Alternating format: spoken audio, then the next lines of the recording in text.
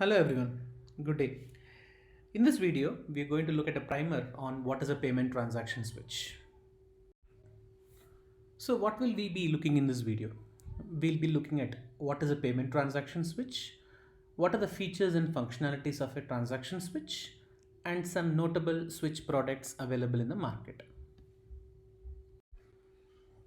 So in a card issuing or acquiring financial institution, at a very high level, these are the various systems that are maintained, starting from application processing systems, CMS systems, ERPs, collection system, etc.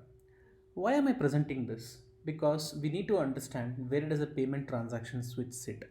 A payment transaction system is one of the so many modules that you see here, which takes care of all the issuing and acquiring transaction interfaces, communication channels, message formats, and transactions, etc. So, transaction processing system is also referred to as payment transaction switch, which is a very important entity that takes care of all the payment interfaces or the transaction interfaces. So, what is a transaction processing switch? It's an OLTP platform, that is online transaction processing platform, which means it takes care of all transaction oriented tasks. That is, it aims at a high number of transactions IOs and also handles high number of users. A transaction switch supports both issuing and acquiring entities, that is for card processing or transaction acquiring channels. They maintain all the channels, that is for an acquirer, it maintains the communication channels for all the acquiring channels, that is POS, MPOS, ATMs, etc. So all the channels from where the transactions are acquired or originated in this case are called as acquiring channels. So POS, MPOS, ATMs are all called transaction acquiring channels. It also maintains the interfaces with the schemes as well. Schemes here I mean MasterCard, Visa, RuPay, JCB, all the various schemes. For an issuer, it also maintains the scheme interface, like for an acquirer, it also maintains the issuer scheme interface and also does transaction processing. We will look at what is transaction processing in the subsequent slides. Whenever we speak of transaction processing, it is important to understand two concepts. First one is the protocol, which defines the communication methodology. And second one is the message format, that is how the messages are received. That is it a bitmap message format or an XML format or a JSON format, etc. So typically when we evaluate any switch, we look at what are the protocols and also the message formats that are supported. So switch supports protocols like network sockets or REST APIs, etc.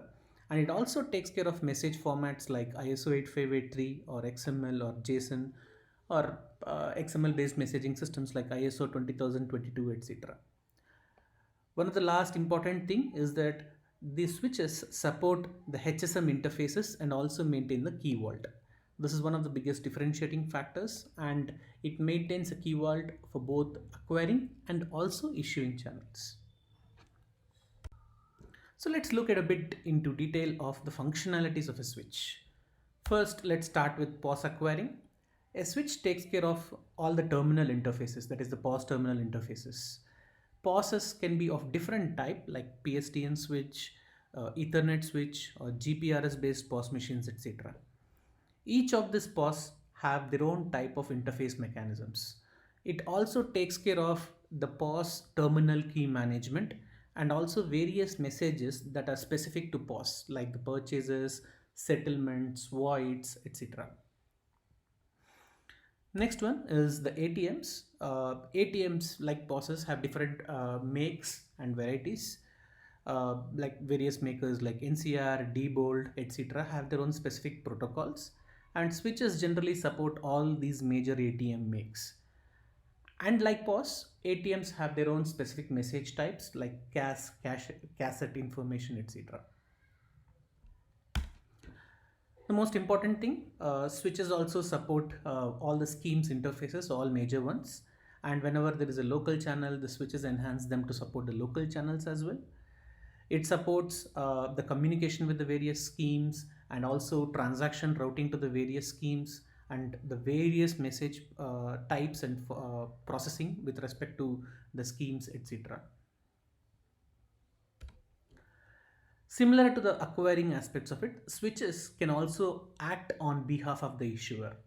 It does all the transaction processing that happens at an issuer end, like receiving the transactions from the schemes, validating the OTP, CVC, PINs, etc., and respond to the schemes. Issuer processing is an important entity because switches can take decision on their own or act on behalf of the issuer and work with their host systems, that is the core banking systems. Schemes also maintain interface with the core banking platforms, which we just saw, to update the messages to the core banking interface or receive the response from them. For example, if you withdraw using your debit card, the balance should be immediately reflecting onto your savings account. So that's why the interface with core banking is very important. Or if you go to a bank branch and withdraw money, the balance should be immediately updated on the switch level as well. The next one, which as I covered in the previous slide, is the most important feature of a switch, which is the support for various HSMs and key vaults as well. So it maintains keys for every product and various types of schemes also. And it also supports various types of HSMs like Tails, SafeNet, etc. This, as a reiterate, is one of the important features of a switch. Finally, optionally, the switch products support various other features also, like fraud interface, reports, data warehouses, alert processings, reconciliation, clearing file processing, etc. So this slide sort of covers what are the various functionalities of a switch. So what makes a switch a different application than that of other products in a bank is that it should support high TPS. Whenever we say high TPS, it in turn entails the database design, the network interface design, etc. have to be catering for high IO. And typically switches have zero downtime and they support various architecture mechanisms like active, active, active, passive, etc. And switches are also determined or chosen based on the types of protocols and the message formats they support. And also one of the important choosing factor would be the type of HSMs and HSM interfaces they support. Finally, let's look at some important transaction switches that are available in the market. ACA, a market leader in this particular switch world, has two major products. One is Postilion and Base24. Next, NCR has a product called Authentic. FIS has a product called Connex and IST switch. Finally, some products like Electra and Way4 suite of products also have payment switches. Thank you for listening to the video. Please like the video if you learned something new from it, and do drop your feedback and clarifications as comments. Thank you.